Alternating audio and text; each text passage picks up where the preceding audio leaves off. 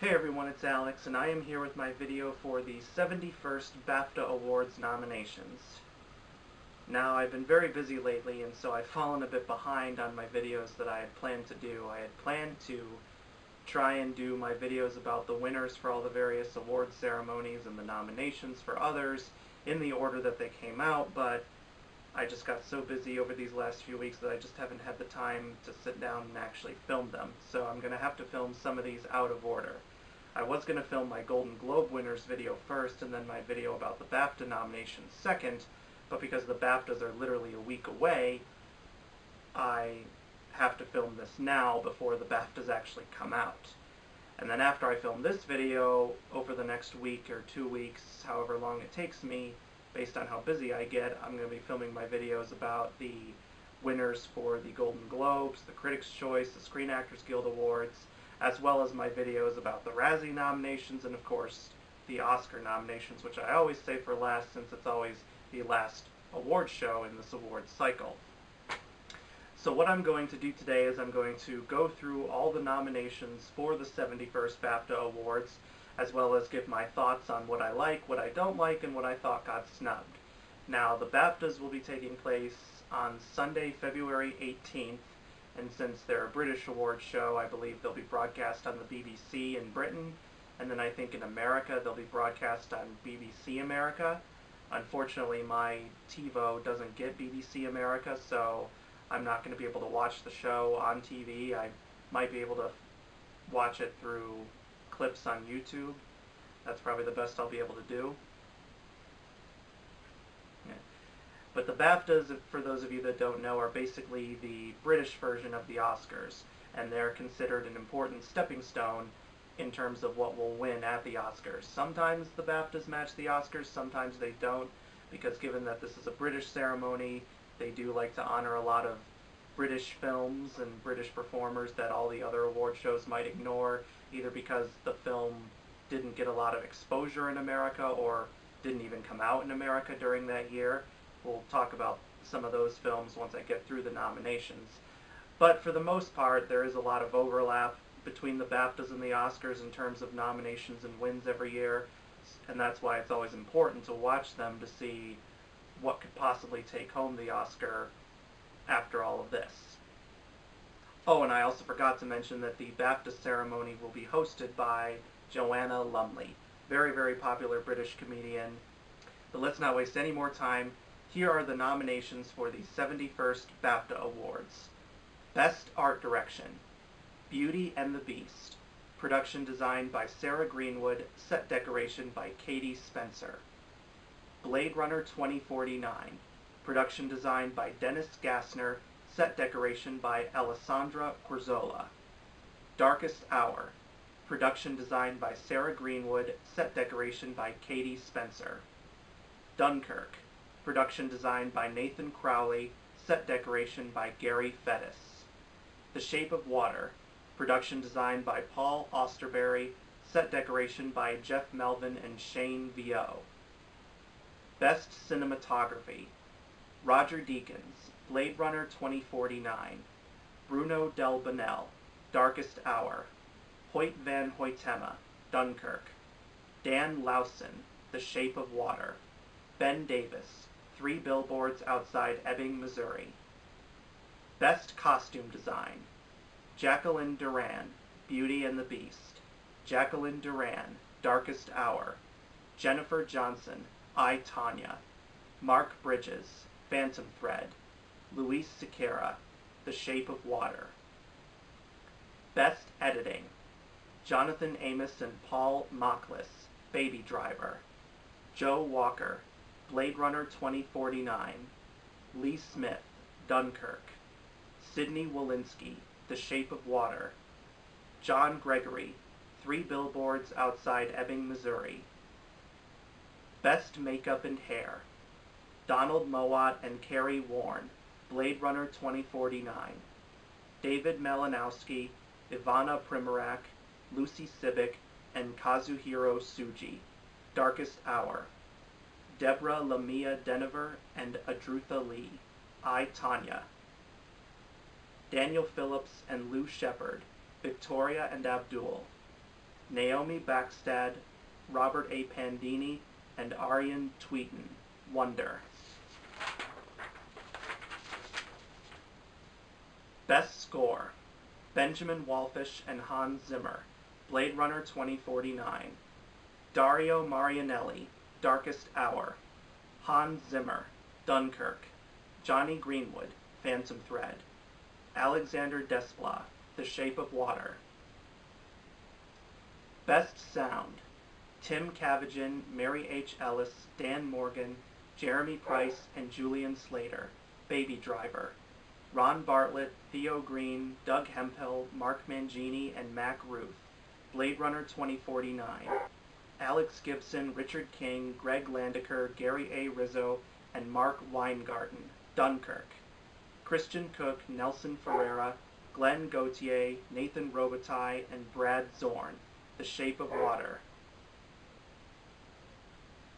Ren Kleiss, David Parker, Michael Szymanczyk, Stuart Wilson, and Matthew Wood, Star Wars Episode VIII, The Last Jedi. Best Visual Effects: Richard R. Hoover, Paul Lambert, Gerd Nefzer, and John Nelson, Blade Runner 2049. Paul Corbould, Scott Fisher, Andrew Jackson, and Andrew Lockley, Dunkirk. Dennis Berardi, Trey Harrell, Mike Hill, and Kevin Scott, The Shape of Water. Stephen Alpin, Chris Corbould, Ben Morris, and Neil Scanlon, Star Wars Episode VIII, The Last Jedi. Daniel Barrett, Dan Lemon, Joe Letteri, and Joel Wist, War for the Planet of the Apes.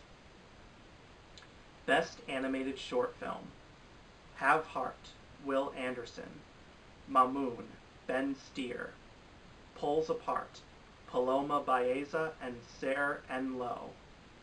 Best Live Action Short Film: Amir, Viva Evdokimenko, Emma Stone, and Oliver Schuster. And no, this is not the same Emma Stone that swept award season last year for La La Land. This is a completely different Emma Stone. I checked. Cowboy Dave, Colin O'Toole, and Jonas Mortens. A Drowning Man, Madi Fleifel, Senia Bjørga Sorensen, and Patrick Campbell. Work: Anil Karia and Scott O'Donnell. Wren Boys, Harry Lighton, Saoirse Bacon, and John Fitzpatrick. Best Documentary Film: City of Ghosts, Matthew Heineman. I Am Not Your Negro, Raoul Peck. Icarus, Brian Fogel and Dan Cogan. An Inconvenient Sequel, Truth to Power, Bonnie Cohen and John Shank. Jane, Brett Morgan and Brian Burke.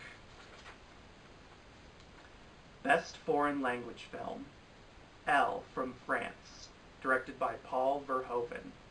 First They Killed My Father from Cambodia, directed by Angelina Jolie.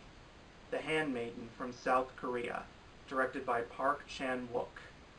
Loveless from Russia, directed by Andrei Zvygintsev. The Salesman from Iran, directed by Asghar Farhadi. Best Animated Feature: Coco, Lee Unkrich and Darla K. Anderson. Loving Vincent, Dorota Kobiela, Hugh Welchman, and Ivan McTaggart. My Life as a Zucchini, Claude Barras and Max Carley. Outstanding British Film: Darkest Hour, The Death of Stalin, God's Own Country, Lady Macbeth, Paddington 2, 3 Billboards Outside Ebbing, Missouri. Outstanding Debut by a British Writer, Director, or Producer: The Ghoul, Gareth Tunley, Jack Healy-Gutman, and Tom Meaton. I Am Not a Witch, Rungano Nioni and Emily Morgan. Jawbone, Johnny Harris and Thomas Snapper. Kingdom of Us, Lucy Cohen. Lady Macbeth, Alice Birch, William Oldroyd, and Fodla Cronin O'Reilly. Best Original Screenplay: Jordan Peele, Get Out. Stephen Rogers, I, Tonya. Greta Gerwig, Lady Bird. Guillermo del Toro and Vanessa Taylor, The Shape of Water. Martin McDonagh, 3 Billboards Outside Ebbing, Missouri. Best Adapted Screenplay. James Ivory, Call Me By Your Name, based on the novel by Andre Aciman. Armando Iannucci, Ian Martin, and David Schneider, The Death of Stalin, based on the comic book by Fabian Nuri and Terry Robin. Matt Greenhall, Film Stars Don't Die in Liverpool, based on the book by Peter Turner. Aaron Sorkin, Molly's Game, based on the book by Molly Bloom. Simon Farnaby and Paul King, Paddington 2, based on the character of Paddington Bear created by Michael Bond. Rising Star Award. Now this is the only award voted on by online polling from the British general public rather than the BAFTA voters themselves.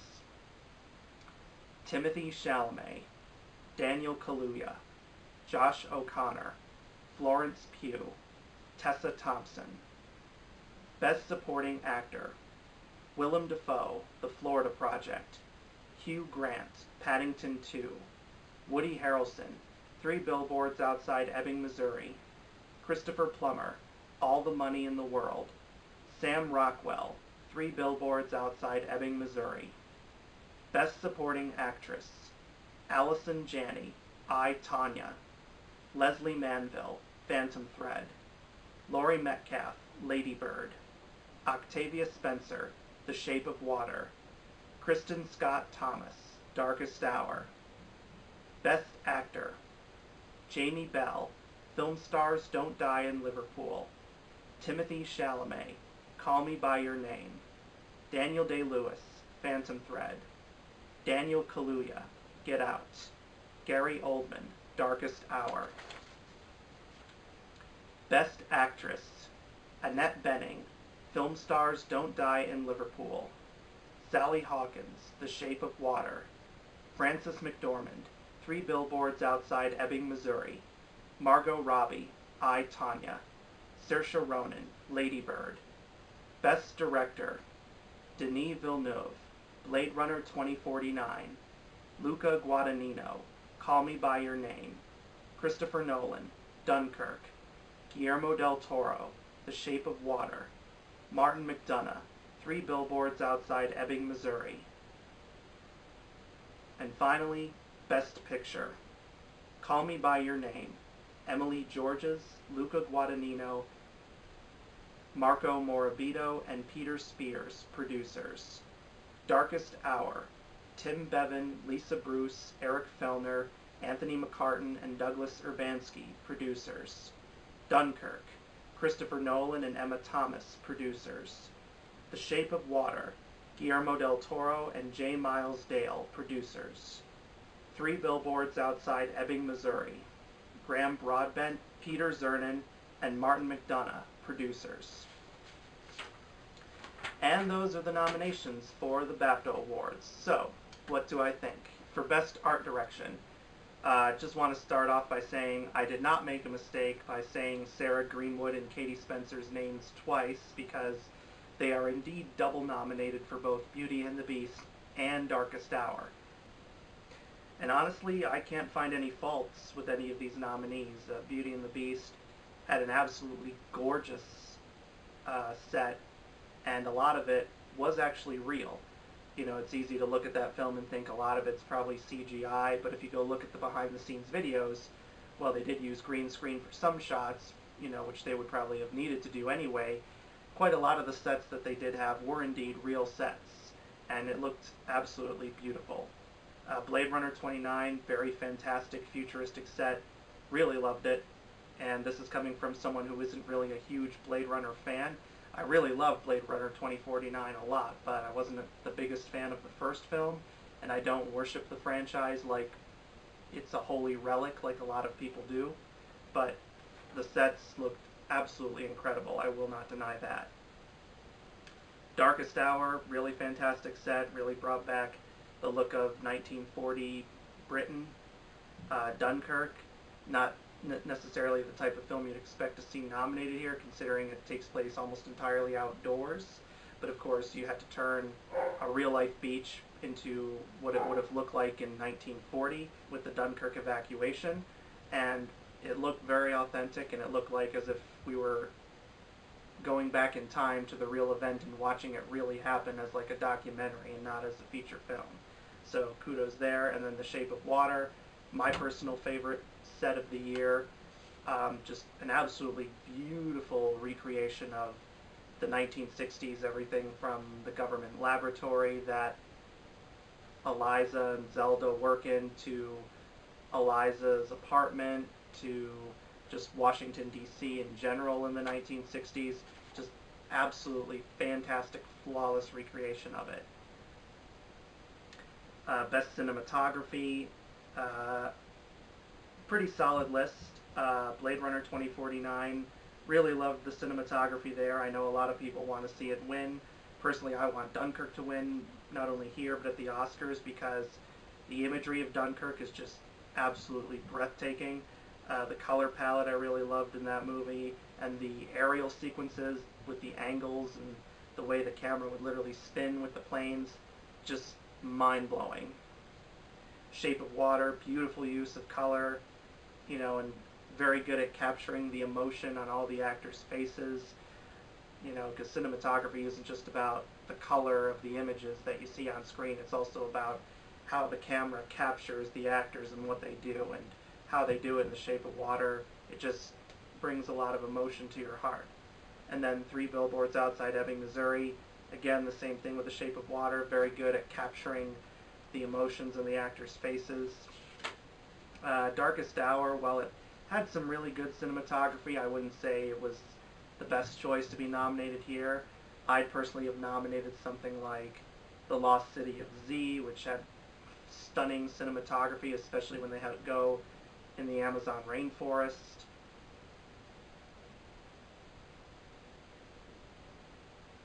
Wonderstruck had incredible cinematography and did an incredible job of balancing both black and white and color imagery. And also Call Me By Your Name, that film had incredibly beautiful cinematography, probably some of the most beautiful imagery of the Italian countryside that I've ever seen in a film.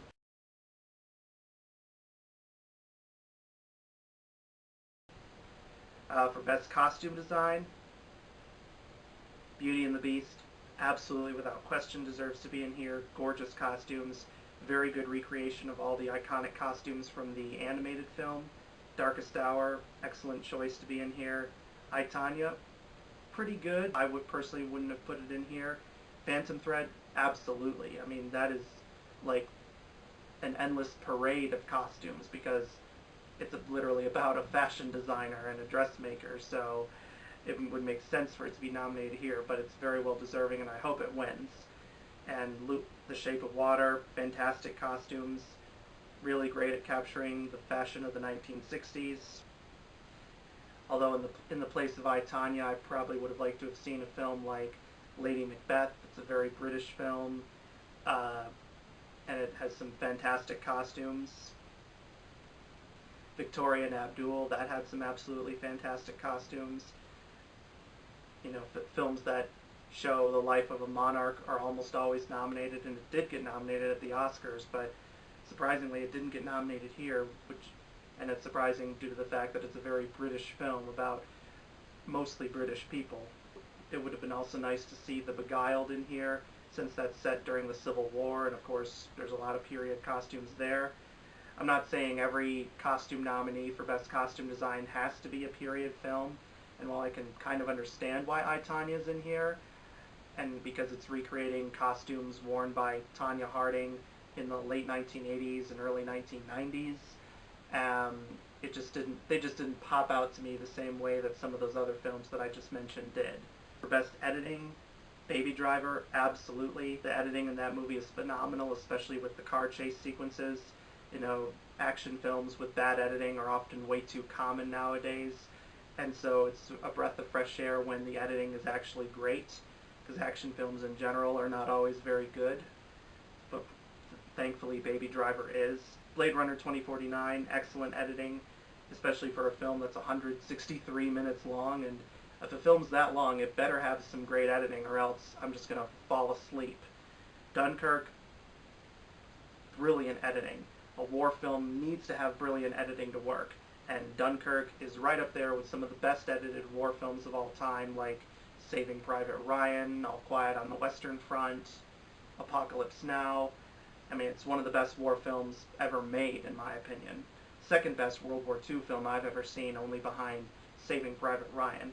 Shape of Water, fantastic editing, and it's a film that gets very slow at times, but that's a good thing about it, and the editing in that just helps it move along very seamlessly.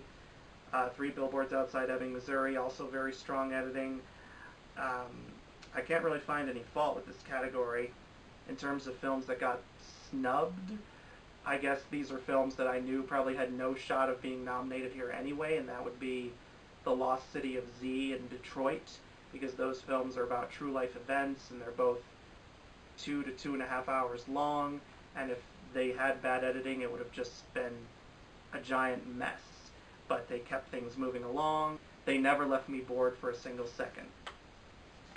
For Best Makeup and Hair, I like the fact that the BAFTAs actually always have 5 nominees in this category, and I still don't understand why the Oscars only use 3. But for the most part, from what they have, is a pretty solid list. Blade Runner 2049, I mean, I guess it had some good makeup, but particularly when Ryan Gosling goes wandering through this wasteland and his face is all dirty, but I wouldn't say it had the most striking makeup of the year. I'm not saying all makeup nominated has to contain prosthetics or things like that, but I just felt there were other films that had more prominent uses of makeup in a good way. Darkest Hour, of course, that was going to be in here, and why would it not be? Because literally Gary Oldman is Winston Churchill. I mean, you look at him in the movie and you're like, that's Gary Oldman? I mean, and then you look at the photos of the real Winston Churchill, and it's a pretty uncanny resemblance. Very similar to what they did with Daniel Day-Lewis and Lincoln, where you literally felt like Abraham Lincoln had resurrected from the dead, and that's what you feel like with Winston Churchill in here. I, Tonya, very glad to see that nominated here, not only for the makeup and hair that they use on Margot Robbie, particularly when they have to recreate the 80s perm hairstyle she has, but also there's very good makeup on Allison Janney to make her look much more uglier than she is in real life. And of course, it's not just the hair that she has, but also her face, because we see in interviews of the mother at a much older age, but Allison Janney is still playing her. And it looks very effective on her, because old age makeup, it can be either a hit or a miss. And in this case, it's a hit. Victoria and Abdul, very glad to see that in here, well deserved. And Wonder, very well deserved. They had to put a lot of prosthetic makeup on Jacob Tremblay, since he plays a kid with a very rare facial condition called Treacher-Collins syndrome. And, you feel like he literally is this kid he's playing. You don't see Jacob Tremblay at all. And, bravo to the makeup artist for being able to put that on him every day.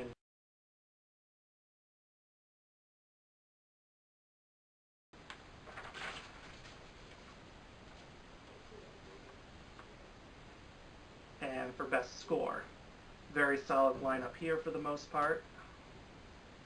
Blade Runner 2049, very great score. Darkest Hour, very solid score. Dunkirk, fantastic score. Phantom Thread, fantastic score.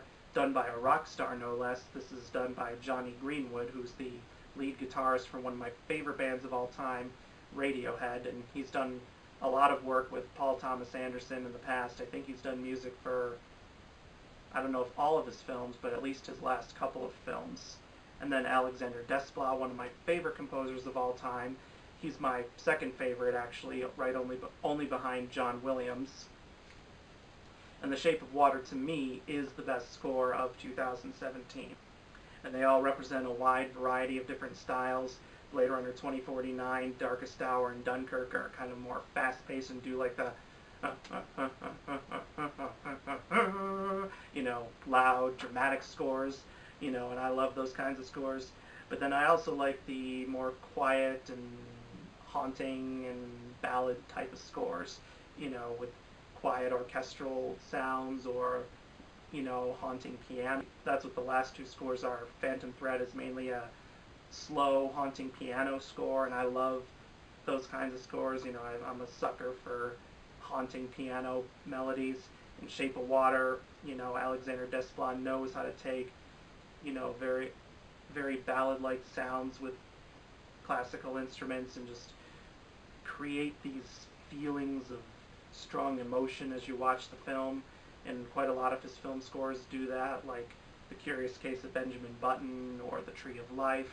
You know, those are scores that bring out a lot of emotion as you listen to them, and that's one of the main reasons why he's one of my favorite composers of all time.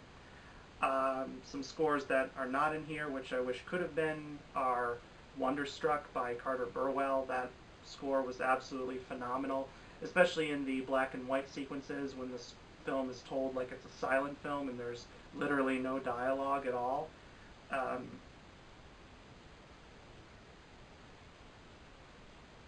It by Benjamin Wallfish, I think, had a very nice dramatic score to it, although I know that had really no chance of being nominated. But when horror film scores work really well, they work really well, and it was one of those scores. Star Wars The Last Jedi by John Williams, another fantastic score, and you know, it just proves once again why John Williams is the greatest film composer of all time. And unfortunately, there's no Best Original Song category at the BAFTAs like there is at the Oscars. But then when we come to Best Sound, unlike the Oscars, the BAFTAs only have one sound category and not two, because the Oscars split sound into sound editing and sound mixing. And I know there's always a lot of debate of, is that really necessary?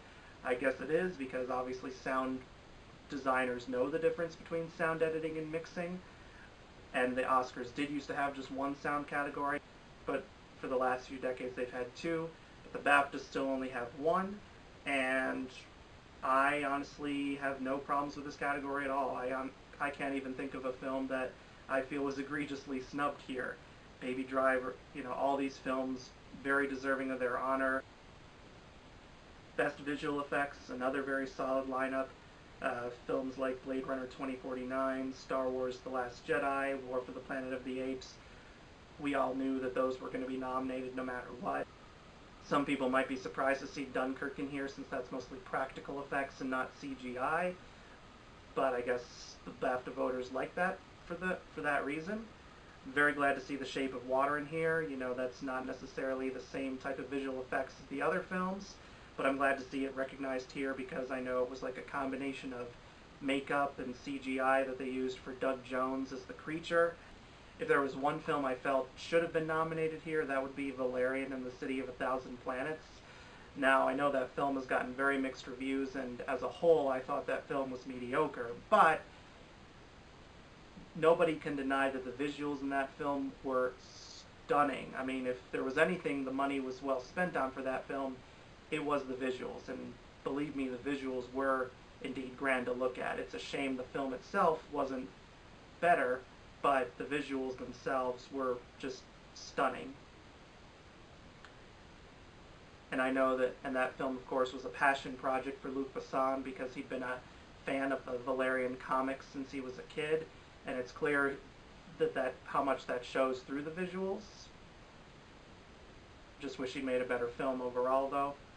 For Best Animated and Live Action Short Film, I am not going to say anything because I have not even heard of any of these, because often the short films are much different in terms of what gets nominated at the BAFTAs and at the Oscars. Sometimes there's a little overlap, but I guess each organization, I guess, must have different rules, and they may have different festivals at which these films play. So for Best Documentary Film, I have not yet seen any of these, but I've heard of all of them. I've heard many great things about City of Ghosts. That's one of many documentaries about the ongoing conflict in Syria. However, the Oscars, they didn't nominate this film. The Syria documentary they nominated was called Last Men in Aleppo. But the guy who directed City of Ghosts, Matthew Heineman, he did get nominated for an Oscar a couple of years before for the documentary Cartel Land about drug cartels in Mexico. And I saw that film, and that was very good. I Am Not Your Negro, that was actually nominated at the Oscars last year, and yes, that really is its title. The reason why that is the title is because it's about the African-American author James Baldwin and his friendship with civil rights activists Martin Luther King Jr., Malcolm X, and Medgar Evers. And of course, the term Negro was used by both blacks and whites to describe African Americans back then, and it was considered the most acceptable term to use up until the civil rights movement. And that film is based on like an unpublished novel that James Baldwin wrote, because he was also a novelist. And I guess the title and everything else in the film comes from passages that are read aloud from his unfinished novel, because I believe Samuel L. Jackson is the narrator of the film. Haven't seen it, but I've heard many great things about it. Icarus, I really want to see, and that is available on Netflix, and I'll be watching it real soon, and that's about the Russian doping scandal at the 2014 Winter Olympics, I believe, because I remember reading a report saying that when the director was filming this documentary, it was originally going to be about steroid use, but then as he was making it, this whole Russian doping scandal happened, and he decided to switch his focus to that. And obviously it paid off really well.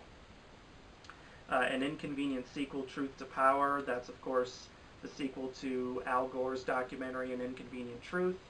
And of course this documentary is about everything that's happened after An Inconvenient Truth and how global warming has contributed to a lot of the damaging natural disasters we've had in recent years, like with Hurricane Sandy in 2012. And this film goes up to, I think, the United States and many other nations signing the Paris Climate Agreement, and of course Donald Trump has now stupidly pulled us out of that, and so this film definitely is basically a big middle finger to him from what I've heard.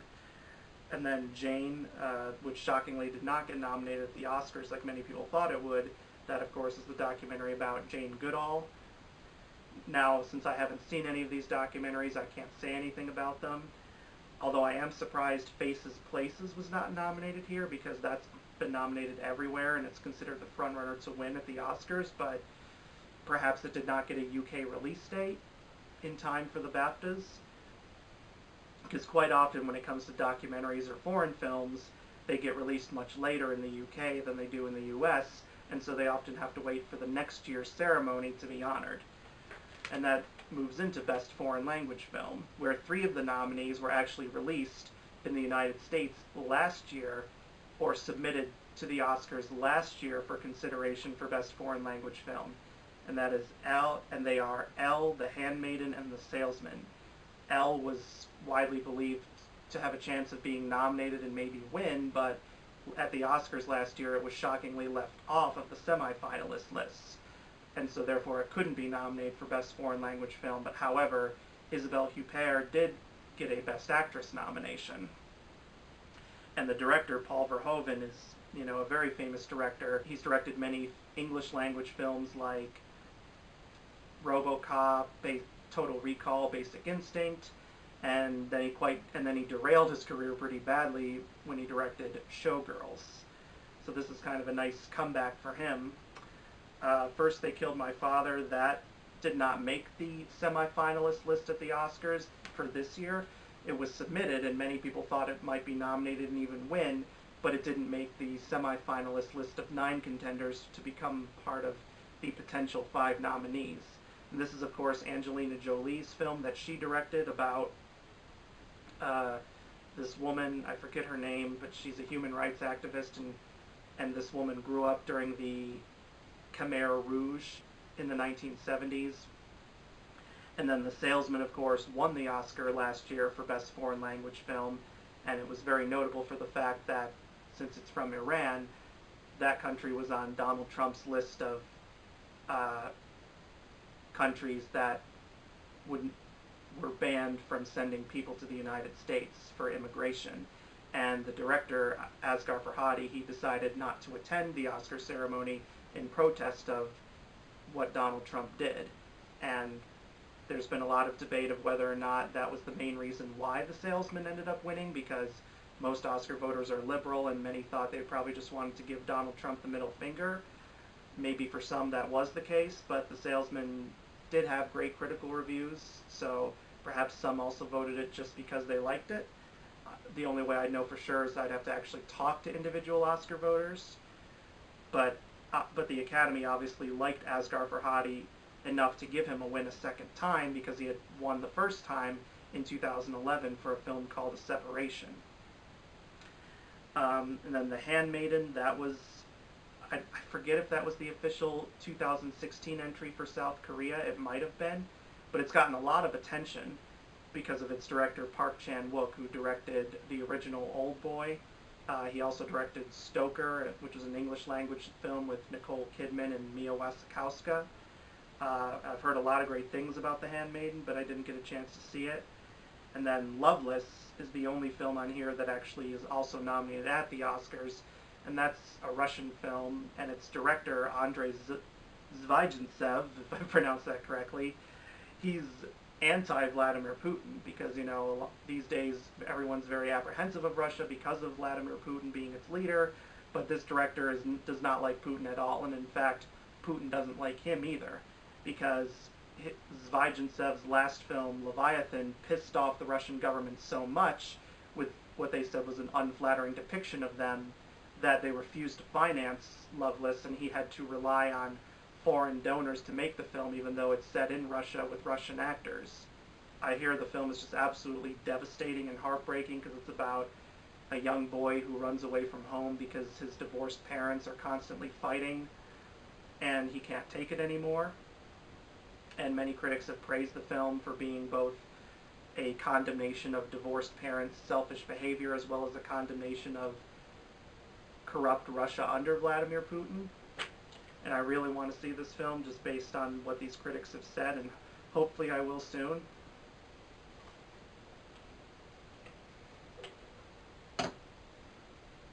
For Best Animated Feature, I'm surprised they don't just stick with 5 like the Oscars do. Now, admittedly, 2017 was not the best year for animated films, and these nominees are pretty solid, at least the 2 that I've seen, which are Coco and Loving Vincent. Coco, of course, is a beautiful film set in Mexico, and it does a very great job of depicting Mexican culture. And many Mexicans and many people in Latin America overall really love the film, and in fact, it's the highest grossing film of all time in Mexico, and it's in Pixar's top 10 easily. Loving Vincent, very great animated film about Vincent van Gogh, and it's done entirely via oil paintings, which was basically they filmed in live action and redid it with oil painting, and it looks incredible. And then My Life as a Zucchini is the 3rd nominee, and over in the UK it was called My Life as a Courgette. But that, of course, was nominated at the Oscars last year, but it didn't get released in the UK until earlier this year. Same thing with most of those other contenders for Best Foreign Language Film, like Elle and The Salesman. And I know there were a lot of mediocre films or just only okay films, like Despicable Me 3, Cars 3, they were just okay. Ferdinand, The Boss Baby, they were mediocre. But you did have some really great animated films like the Lego Batman movie. I don't know why they didn't nominate that. And even though I haven't seen some of the more smaller animated films like Mary and the Witch's Flower or A Silent Voice, they could have nominated those, but I guess they're not as big fans of anime as the Oscars are. But even the Oscars didn't go for those films, and I'll talk about those in my actual Oscar video. For Outstanding British Film, now what they mean by a British film is a film with a British production team, so it doesn't have to be set in Britain to be considered a British film, like Gravity, for instance. And one of them is set in Missouri, which is 3 billboards outside Ebbing, Missouri, but that has an entirely British production team. The Darkest Hour, no surprise to see that in here. The Death of Stalin, that hasn't been released in the United States yet, but that's actually a dark comedy and not necessarily a drama, but it's supposed to be a historically accurate depiction of the death of Joseph Stalin, but told in a dark comedic manner, and it's directed by Armando Iannucci, who created the TV show Veep. And it has a pretty well-known cast in it, like it has Jason Isaacs and Steve Buscemi. God's Own Country, heard of that film, never saw it though, I don't even know if it was released here. Lady Macbeth, I really loved that movie. and it was in my honorable mentions for my best of 2017. Paddington 2. This might be surprising to some, but it did get a 100% on Rotten Tomatoes, which is rare for a children's film like this. But then again, Paddington Bear is a beloved franchise in the UK, so at least it seems like they did it right. And then Three Billboards Outside Ebbing, Missouri. And at first I was surprised Dunkirk is not on here, and I was, wondering why is it not on here. But I guess from what I've heard, it's because some of its production team is American and some is French, so it's not entirely British. And I guess that for that reason it was ineligible to be nominated here. For Outstanding Debut by a British writer, director, or producer, I've only seen Lady Macbeth, so I can't say anything about the other nominees. For Best Original Screenplay, Get Out, fantastic. I, Tonya, really good. Lady Bird, really good. The Shape of Water, fantastic. Three Billboards Outside Ebbing, Missouri, fantastic. It's too bad we couldn't see films like The Big Sick in here, which did get nominated at the Oscars, but I can't really think of what I'd take it out to replace it with. The Post could have been nominated here too, but again, I don't know what I'd take it out to replace it with. Best Adapted Screenplay. Call Me By Your Name, pretty good screenplay, although I wouldn't personally vote for it myself because I think there were better ones. Death of Stalin, can't say anything about it.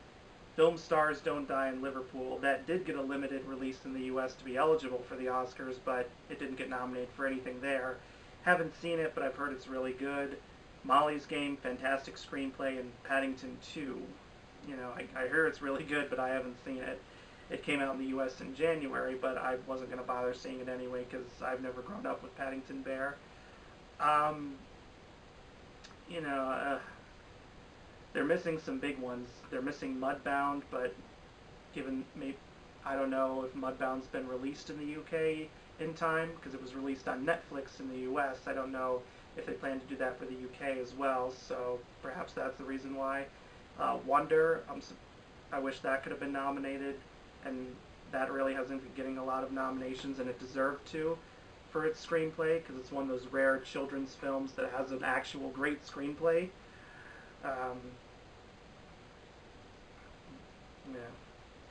For the Rising Star Award, looks like a pretty solid list. They like to get a nice mix of international and British celebrities. So you got 3 Brits on here, Daniel Kaluuya, Josh O'Connor, and Florence Pugh, and then 2 foreigners who are both American, Timothy Chalamet and Tessa Thompson. Usually what happens is the winner of this, since this is voted on by the general public, the winner often tends to be either British and who has starred in a big box office hit. Like last year, the winner was Tom Holland, and he had just had Captain America Civil War, and then the year before it was John Boyega, and he had Star Wars The Force Awakens, and the year before that you had Jack O'Connell, he had Unbroken. This is a pretty new category. It only started, I think, in 2006, and I believe only 3 non-Brits have ever won this. Eva Green, Shia LaBeouf, and Kristen Stewart. So, there are some who might think Timothy Chalamet will win just because he's had so many movies in the past year and he's nominated at the Oscars, but I think it's going to go to Daniel Kaluuya because, while he is also nominated for an Oscar, he's also a native Brit, unlike Timothy Chalamet. Even though he plays an American in Get Out, if you didn't know, Daniel Kaluuya is actually British. And of course, Daniel Kaluuya also is going to be in Black Panther coming out this week, and that's expected to be both a huge critical and box office success, so that can definitely help him there. Never seen Josh O'Connor in anything. Florence Pugh, she was fantastic in Lady Macbeth. And Tessa Thompson, I didn't see her in Thor Ragnarok, which is, I assume, is part of the reason why she's nominated here. But I guess also for her past work too in Dear White People and Creed. But this is they're just nominating the person, they're not nominating them for a specific film. For Best Supporting Actor, very solid list. Willem Dafoe, deservedly so for The Florida Project. Both Woody Harrelson and Sam Rockwell, deservedly so for 3 Billboards. Christopher Plummer, very well deserved for All the Money in the World, especially given the fact that he was such a last-minute replacement for Kevin Spacey. because of course Kevin Spacey was originally cast as J. Paul Getty, and then once the sexual abuse accusations against him came out, Ridley Scott decided to delete him entirely from the movie and refilm all the scenes featuring Getty in the movie. And watching the movie, it's like Christopher Plummer had been the first choice the whole time. Like, I couldn't tell any bits that seemed too obviously edited. Since I haven't seen Paddington 2, I can't comment on Hugh Grant, but even if he was that great, I can't imagine him actually being better than, say, Richard Jenkins in The Shape of Water, or even Michael Shannon in The Shape of Water, or Will Poulter in Detroit. Those, in my opinion, would have been better nominees than him. For Best Supporting Actress, Allison Janney, fantastic in I, Tonya. I hope she wins here and at the Oscars, because she gave probably the performance of her career, at least for the film she's done, because she's also well known for television. Leslie Manville, she was good in Phantom Thread, but I wouldn't say she was awards worthy. I'd say either Holly Hunter for The Big Sick or Hong Chow for Downsizing was more deserving. Laurie Metcalf, fantastic in Lady Bird. Octavia Spencer, fantastic in The Shape of Water. Kristen Scott Thomas, she was good in Darkest Hour, but I wouldn't say she was awards worthy. I'd still say Holly Hunter or Hong Chow were more deserving, or even Tiffany Haddish for Girls Trip, and that was one of my most surprising performances, because when I watched the trailer for Girls Trip, I was afraid her character was just going to be so annoying and unlikable, and I was surprised by just how hilarious she actually was. And Girls Trip was a very surprising film overall, because I had no faith in it, but I had a good time in the end. For Best Actor, I can't say anything about Jamie Bell, but all the others are very well deserving. Timothée Chalamet, really good. Daniel Day-Lewis, fantastic. And since this is his supposedly last performance, he went out with a big bang. Even though Phantom Thread, I felt, had some big flaws in it, I only gave it a 7 out of 10. His performance was easily like top-notch material, just genuine Daniel Day-Lewis. Daniel Kaluuya, really fantastic in Get Out, and Gary Oldman, transcendent in Darkest Hour. Like, he is Winston Churchill. I mean, you don't see Gary Oldman at all. And I've seen a lot of Gary Oldman performances, but this one is definitely up there with the best. It may even be his best performance that I've seen. If I had to pick some snubs, I'd say Tom Hanks for The Post, but maybe not enough BAFTA voters saw it in time. Charlie Hunnam for The Lost City of Z. I would have loved to see him get nominated for at least something, although I knew that probably wouldn't happen because that film came out way too early in the year. And even Jacob Tremblay for Wonder. You know, it's rare to see kids get nominated for big awards, but if you watch Wonder, you cannot deny how powerful Jacob Tremblay's performance is, and it's quite better than quite a lot of adult performances that you see, to be honest. For Best Actress, very solid lineup. Sally Hawkins, fantastic. She speaks not a single word of dialogue, but she captures your attention for the entire movie. Frances McDormand, easily one of her greatest performances of her entire career. She literally owns the screen every minute she's on it. Margot Robbie, easily her best performance to date of her career so far. She is Tonya Harding. Saoirse Ronan, really great in Lady Bird. She definitely was one of the more complex female characters of 2017, which was a great relief after having to sit through films like Rough Night, which presented some of the worst female characters I've ever seen in a movie. But here her character felt relatable and reminded me a lot of some people that I know, not like carbon copies, but people who embody some of her personality traits. I guess for a snub, that would be Meryl Streep for The Post, but maybe they didn't see it in time.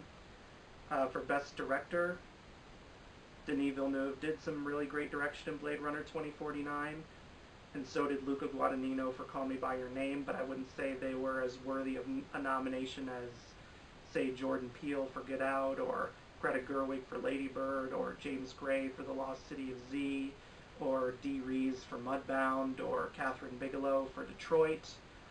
They, in my opinion, were all more worthy of nominations, but, you know, they're not bad nominations, but those are just some of the ones I would pick. That doesn't take away from the good directing nonetheless.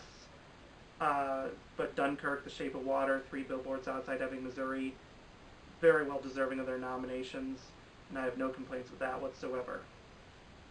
For Best Picture, I'm still baffled the BAFTAs only stick with 5 nominees. You know, why not just go to 10, or at least do the 5 to 10 rule like the Oscars do? Because these are all very good and deserving for the most part, but then you leave out films like Get Out, Lady Bird, The Post, The Big Sick, Coco, Detroit, The Lost City of Z, Wonder, Mudbound, and all the other films, in my opinion, that would have been just as deserving of a Best Picture nomination, maybe even more so than some of these. Like Darkest Hour, really great movie, but I wouldn't say it's as Best Picture worthy as some of the other films I mentioned. I would probably still include it if it were, but just still add in some of those other films that I mentioned. So that's what I think of all the nominees. Let me know in the comment section below what you think of these nominations. What do you like? What do you not like? What do you think got snubbed? Thank you so much for watching this video, and please subscribe to my channel if you have not yet already done so, and I will be back hopefully in the near future with the rest of my series of videos on the Golden Globe, Critics' Choice, Screen Actors Guild Award winners, as well as my thoughts on the Razzie and Oscar nominations, and of course eventually when the time comes right for them, the winners for the BAFTAs, the Razzies, and the Oscars. So those videos will all be coming in the near future. Stay tuned for those, and I will see you guys next time. Bye!